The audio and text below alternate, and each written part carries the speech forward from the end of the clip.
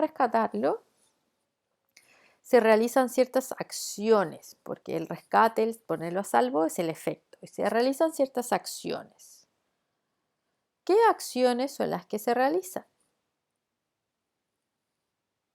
Hay alguien que se lanza al agua y lo lleva de regreso a la orilla. ¿Y cuáles son las acciones y cómo van sucediendo? Observa, percibe el peligro, se arroja al agua, avanza, lucha contra la corriente, vuelve a la orilla y por fin descansa. Esas son las acciones y cómo se van dando. Hay acciones que son relevantes y hay otras que son irrelevantes, ¿cierto?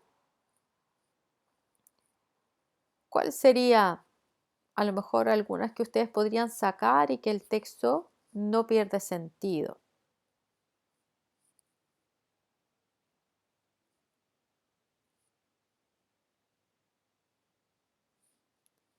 A lo mejor el, el observar, ¿cierto? Yo podría sacarle y podría decir que esas acciones no son tan relevantes porque él sabe que después dice que era consciente del peligro, ¿cierto?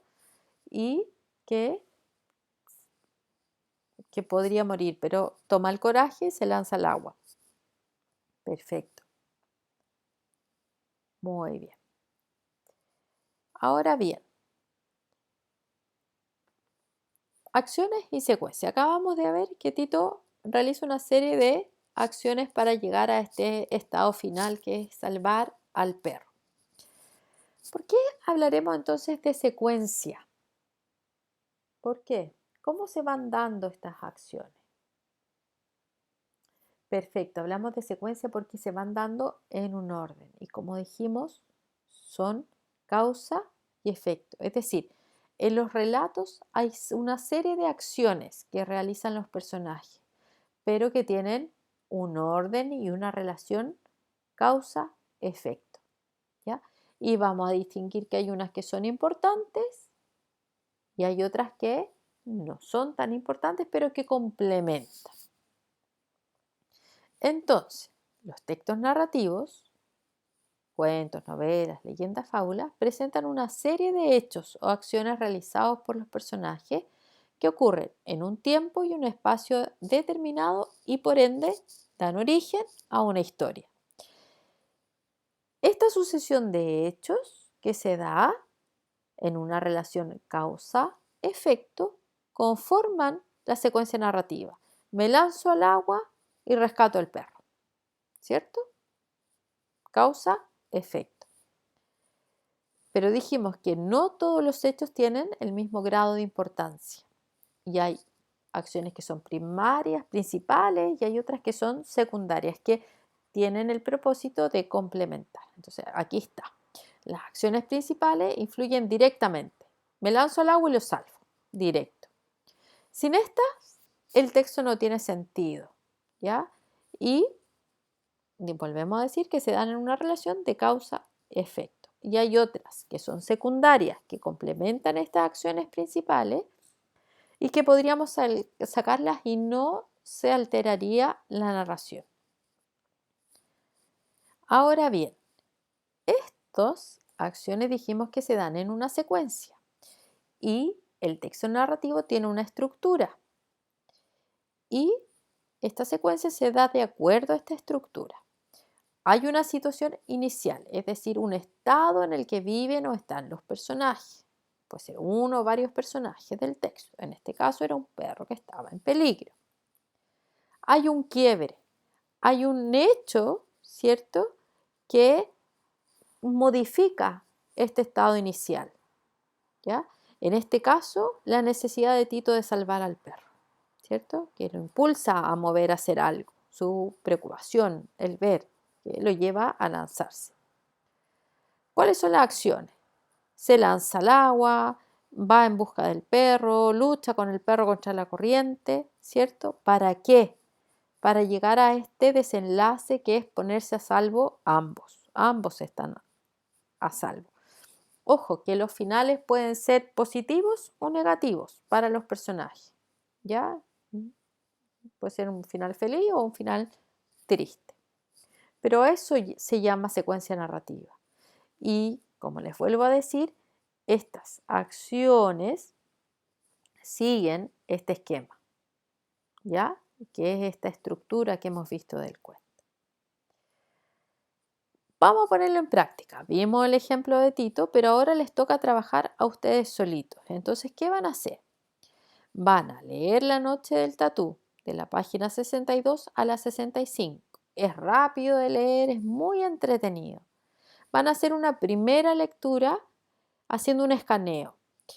Ocupé esta palabra porque me gustó, fíjense, es como tomar una fotografía a partir de esta primera lectura para tener una idea global. Una vez que hayan hecho esta primera lectura, van a volver a leer, pero se van a fijar en ciertas cosas. Primero, en el tipo de texto y el propósito de este texto. Fíjense que no pone, no, de este texto que acaba de leer, no de todo esto, de este tipo de texto en general, sino que ¿cuál es el propósito de este texto? Va a señalar los personajes, vas a identificar el tipo de narrador. Y una vez que hayas hecho eso, vas a fijarte en cuál es la situación inicial, en qué estado están, qué es lo que pasa. Y luego, ¿qué es lo que hace que esta situación vaya a cambiar? ¿Qué es lo que hace que cambie esta situación? ¿Cómo termina esta situación? Y una vez que hayas sacado esa información, recién ahí vas a completar este cuadrito. Situación inicial. Si no lo recuerdas bien, puedes volver a la diapo anterior y fijarte en qué están. ¿Qué es lo que hace que cambie esto? ¿Qué hace que cambie? Luego, en el desarrollo, ¿qué otras acciones se van sucediendo? Y desenlace, ¿cómo termina? Eso es el trabajo.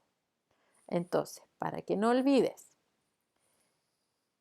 en las narraciones hay una serie de acciones.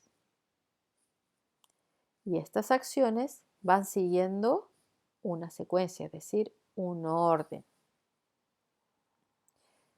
Hay acciones que son relevantes, importantísimas, y otras que son secundarias, que enriquecen, complementan, pero que las podría sacar y no pasaría nada.